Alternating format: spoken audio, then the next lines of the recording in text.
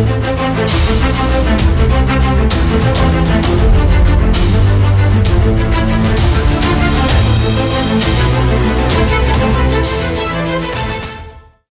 History एक mystery है, वहां आज भी मैथ्स अपने आप में बहुत डिफिकल्ट सब्जेक्ट है। आखिर नेशनल डिफेंस एकेडमी के लिए क्या ज्यादा जरूरी है, मैथ्स या गैट?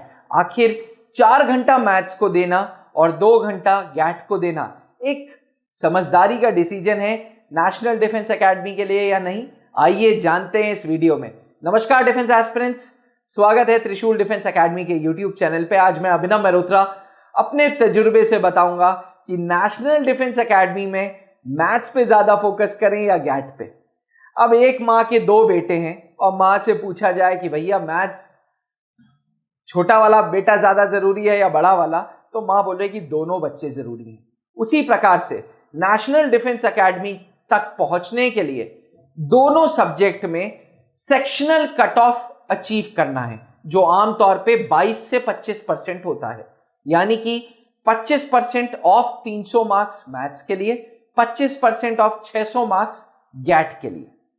डिफेंस एस्पिरेंट्स, कहा यह भी जाता है कि भारतीय वायुसेना, भारतीय नौसेना के लिए अगर मैथ्स की कॉपी में आप फेल हो गए तो गैट की कॉपी आपकी खोली नहीं जाएगी, गैट की ओएमआर शीट आपकी खोली भी नहीं जाएगी, जो कि 100% सच है। यानी कि ये सब तो ये समझाता है कि मैथ्स अपने आप में बहुत बहुत बहुत जरूरी है। Defence aspirants, national defence academy तक पहुंचने के लिए हर एक कैंडिडेट को रिटन के साथ साथ एसएसबी इंटरव्यू दोनों निकालने जरूरी हैं और फाइनली मेरिट में उनको अपना नाम और अपना मार्क्स चाहिए। अब मेरिट जो बनती है वो एनडीए के स्कोर से, रिटन के स्कोर से और एसएसबी के स्कोर से बनती है। 900 मार्क्स रिटन के, 900 मार्क्स एसएसबी के, 1800 की मेरिट बनेगी। 1800 में सर्विसेज सिलेक्शन बोर्ड आपको कितने नंबर दे रहा है या आपके हाथ में नहीं है, आपको पता ही नहीं चलता। या तो आप रिकमेंडेड होते हो या आप कॉन्फ्रेंस आउट होते हो। इसका मतलब सर्विसेज सिलेक्शन बोर्ड के जो मार्क्स हैं, it is all left on God, it is all left on destiny. अब बात करें रिटन की, तो भैया यहां जितनी मेहनत करोगे उतने ज्यादा मार्क्स खिंच जाएंगे। नेशनल डिफेंस एकेडमी का sectional cut off, overall cut off की बात की जाए तो 330 340 के ऊपर कभी नहीं गया। ठीक, मतलब ओवरऑल 330 340 मार्क्स हैं तो मैं रिटन क्वालिफाइड हूं। अब मुद्दा यह है कि नेशनल डिफेंस एकेडमी में रिटन क्वालिफाई करने के लिए किस पे ज्यादा ध्यान दें, मैथ्स पे या गैट पे? एस्पिरेंट्स, त्रिशूल डिफेंस एकेडमी के स्टूडेंट्स, जब मैं उनका इंटरव्यू लेता हूं, जब मैं उनसे बात करता हूं, तो पता चलता है जी 4 घंटे मैथ्स को देने, 2 घंटे गैट को देने। कभी सोचा है मैथ्स 300 मार्क्स का और गैट 600 मार्क्स का क्यों? कभी सोचा है मैथ्स का एक सही जवाब 2.5 नंबर देगा और गैट का एक सही जवाब 4 नंबर देगा? तो एस्पिरेंट्स, फिर ये भेदभाव क्यों ऐसा है कि आप मैथ्स को ज्यादा टाइम दे रहे हो और गैट को कम टाइम दे रहे हो? 70% देखा यह गया है कि नेशनल डिफेंस एकेडमी एस्पिरेंट्स ये वो हैं जिनके पास 11th 12th में मैथ्स था। यानी कि कहीं ना कहीं जो मैथ्स का पोर्शन है वो आपने पढ़ रखा है। वहीं इंग्लिश ग्रामर से आप दूर दूर तक रिश्ते नाते आपके नहीं हैं, ज्योग्राफी से रिश्ते नाते नहीं हैं, हिस्ट्री से रिश्ते नाते नहीं हैं, पॉलिटी से रिश्ते नाते नहीं हैं, करंट अफेयर्स को इतना डेप्थ में आप पढ़ नहीं रहे हो, फिजिक्स नो डाउट आपके पास है, केमिस्ट्री बायो ये 10th लेवल का है। तो एस्पिरेंट्स, कहने का तात्पर्य यह है कि मैथ्स तो यार फिर भी 11th 12th में थोड़ा बहुत पढ़ा था, लेकिन गैट पे बिल्कुल ध्यान नहीं दिया।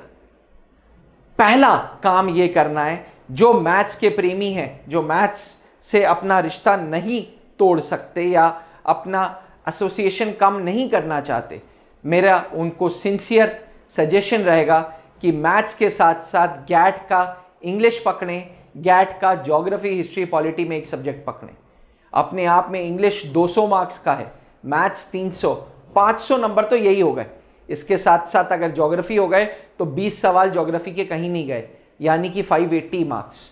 अगर इन तीनों सब्जेक्ट पे ही फोकस मार लिया जाए तो ऑटोमेटिकली यार आप कट ऑफ तो क्लियर कर लोगे। इसलिए पहला सजेशन ये रहेगा कि अगर आप मैथ्स की तरफ ज़्यादा इन्फैक्चुएटेड हैं, ज़्यादा मैथ्स आपको पसंद है, एक सिचुएशन मान लें कि आपको मैथ्स बहुत पसंद है और मैथ्स आप 4 घंटा देना ही चाहते हो, तो मेरी ये भी राय रहेगी कि 2 घंटा इंग्लिश और 2 घंटे ज्योग्राफी को दो, बराबर करो, ताकि मैथ्स और गैट के ये 2 सब्जेक्ट्स आपको अच्छे मार्क्स दिला पाएं। उपदेश ये नहीं होना चाहिए कि रिटन क्वालिफाई करें, उपदेश ये होना चाहिए कि एनडीए की मेरिट में आए, और मेरिट में आने के लिए गैट का सपोर्ट लेना पड़ेगा, मेरिट में आने के लिए गैट के सब्जेक्ट्स की मदद लेनी पड़ेगी, सिर्फ इंडिविजुअल मैथ से काम नहीं बनेगा। दूसरा जो टेक्निकल रीजन है यार, मैथ्स में 10 घंटे भी मेहनत कर लोगे तब भी आप 120 के 120 सवाल नहीं लगा पाओगे। आपका उपदेश ये होना चाहिए कि मैथ्स से मैं 100 से 120 मार्क्स ले आऊं, बाकी 200 से 250 मार्क्स गैट से लेके आऊं। उसके लिए हर इंडिविजुअल कैंडिडेट को अपनी स्ट्रैटेजी बनानी पड़ेगी। मुझे ज्योग्राफी पसंद है, हो सकता है आपको हिस्ट्री पसंद हो सकता है किसी और को पॉलिटी पसंद हो, किसी और को फिजिक्स पसंद हो। ओवरऑल एम शुड बी कि मैथ्स में 100 to 120 क्वेश्चंस ले आएं और गैट में 250 से 300 मार्क्स ले आएं। अगर इतने आ जाते हैं तो मैं एक सेफ जोन में हूँगा।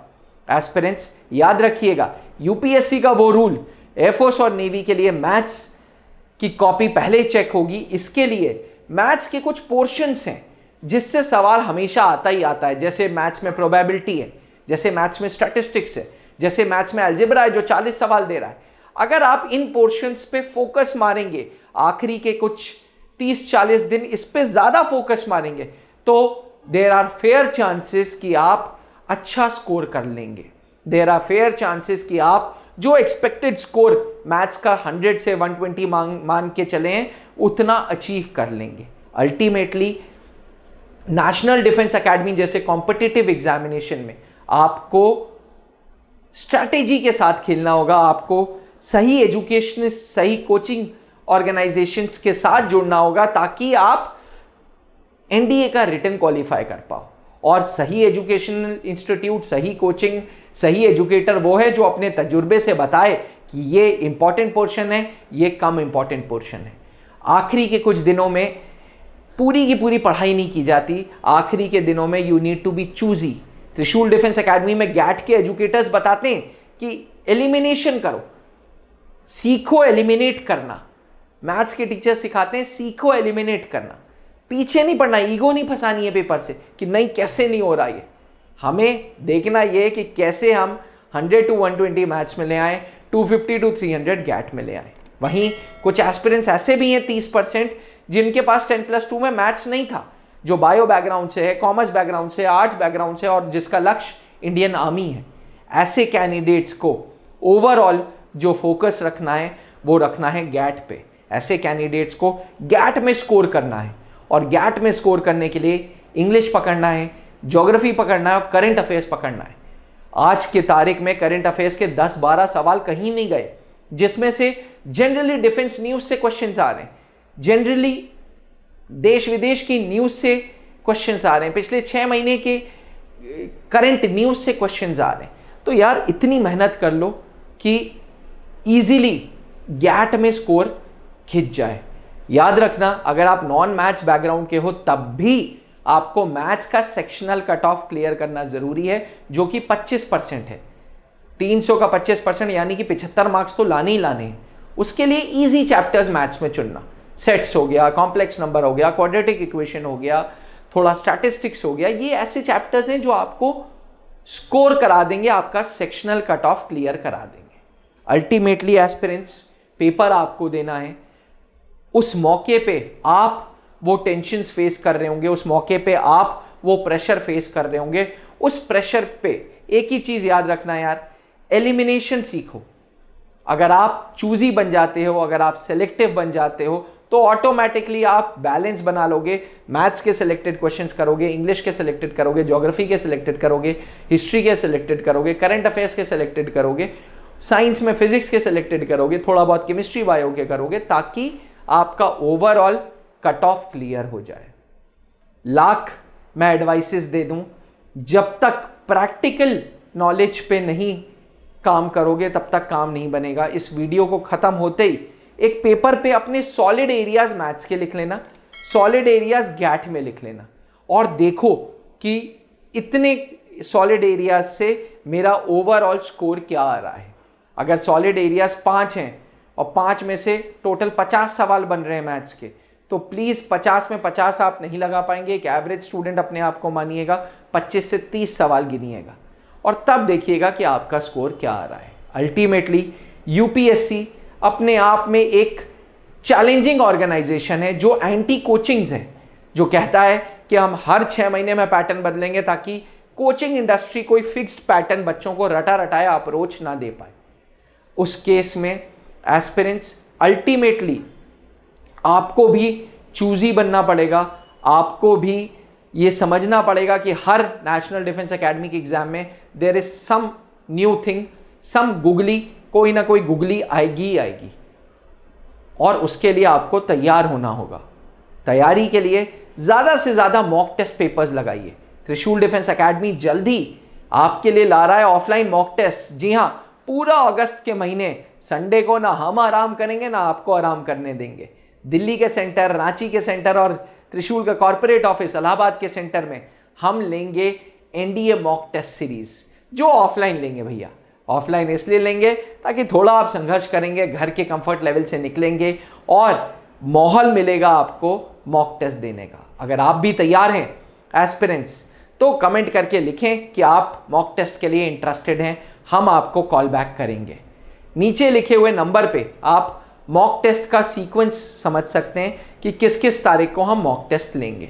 ये mock test previous year questions के हिसाब से बने होंगे एंड जो बचपन में गेस पेपर्स आते थे ना, जिसे कुंजी बोलते थे, जी ये गेस पेपर्स होंगे। हमारा उपदेश होगा कि इस क्वेश्चन से, इस पेपर से ज़्यादा सवाल एनडीए 2 2024 के लिए निकलें। बने रहिएगा त्रिशूल डिफेंस एकेडमी के साथ। थैंक यू, जय हिंद। अब डिफेंस एग्जाम क्रैक करना हुआ और भी आसान, त्रिशूल डिफेंस एकेडमी लेकर आए हैं बिल्कुल ही एडवांस लर्निंग ऐप। तो आज ही ज्वाइन करें और स्टार्ट करें अपनी ऑनलाइन क्लासेस।